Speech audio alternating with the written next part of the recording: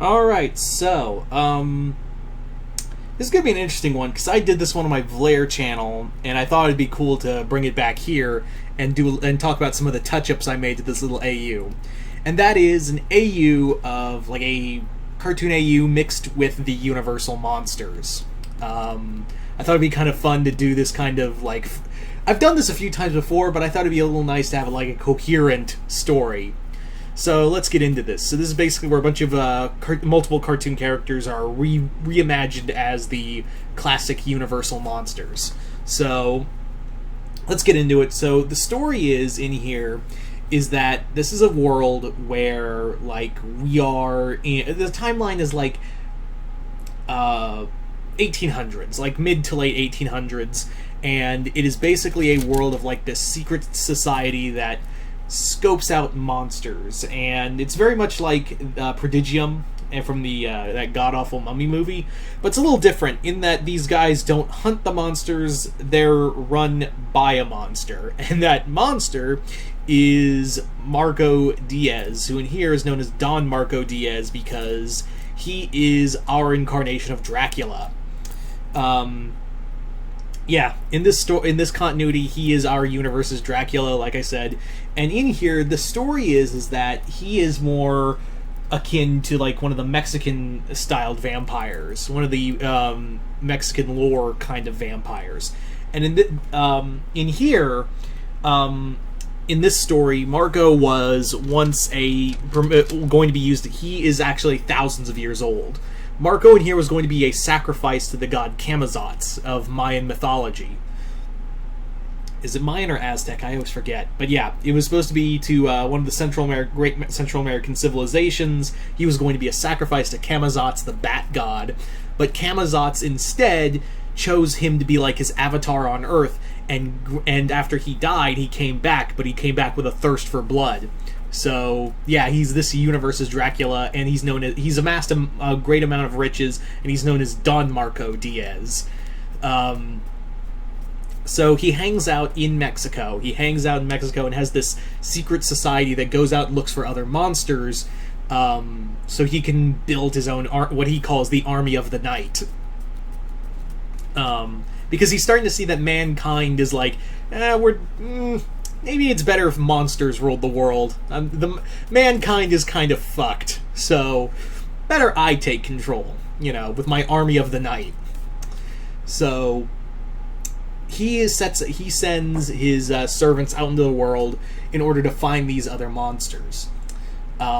We have Randy Cunningham, who is the Wolfman, who in here, I've kind of talked about his AU before, but in here, Randy, his version of the Wolfman is that he is... it's a little altered for this storyline, but yeah, he is a wronged man. He was part of the Cunningham family, which were these very rich noblemen in America, and they were betrayed, and his parents were killed by Hannibal McFist, who is in fact a werewolf.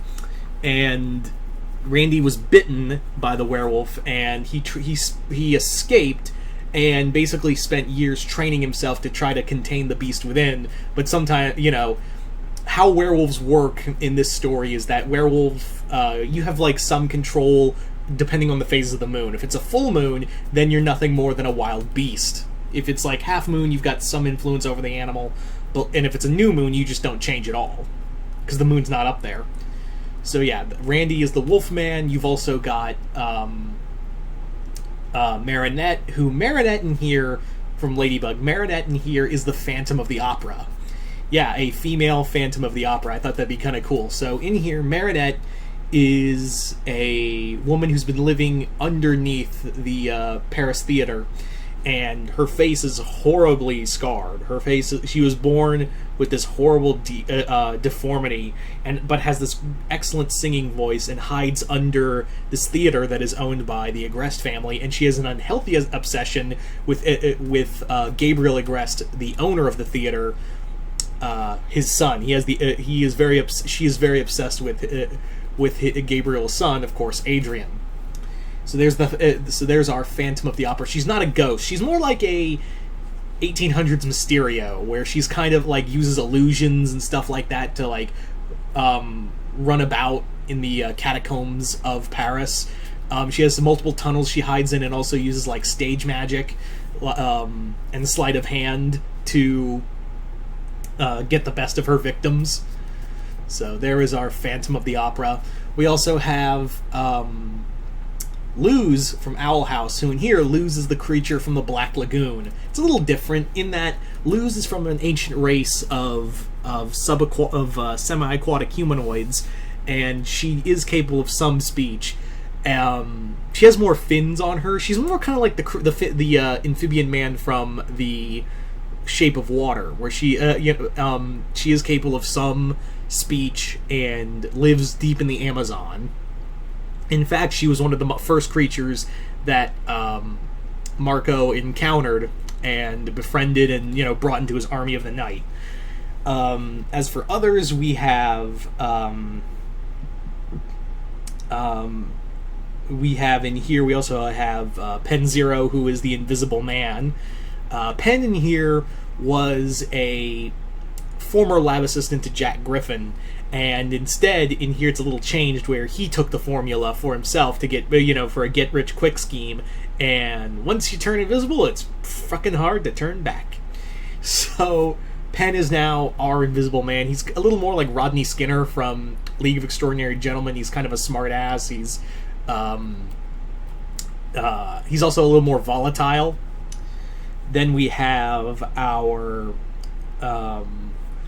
mummy, who in here, the mummy is Star. Star is a reincarnated Egyptian princess who sees her past life, and she slowly realizes that the Egyptian princess she was in her past life was also a sorceress, and she's slowly learning to harness her powers as this sorceress. And of course you've got your Starco in there too, but that's neither here nor there.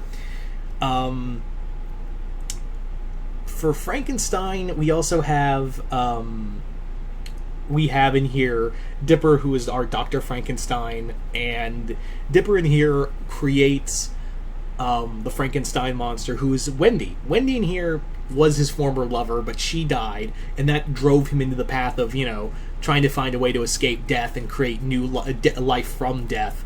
And she's kind of like a fusion of the bride and the original Frankenstein. So yeah, she's both the Frankenstein monster and the bride in this story. He brings her back from death after he does hold on. He basically is held onto her brain after exhuming her body shortly after she died, and held onto her brain, and then started to excavate other parts for his experiment. Anyway, so there you go. That is just a quick thing for everyone. I thought it'd be kind of fun to come on here and talk about this. I'm always a huge fan of the Universal monsters, as some of you have probably already guessed.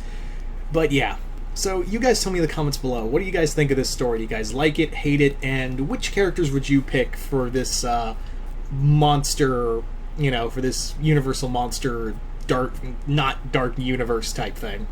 Just comment below, let me know, and once again, hope you all enjoyed this, and I will see you guys later.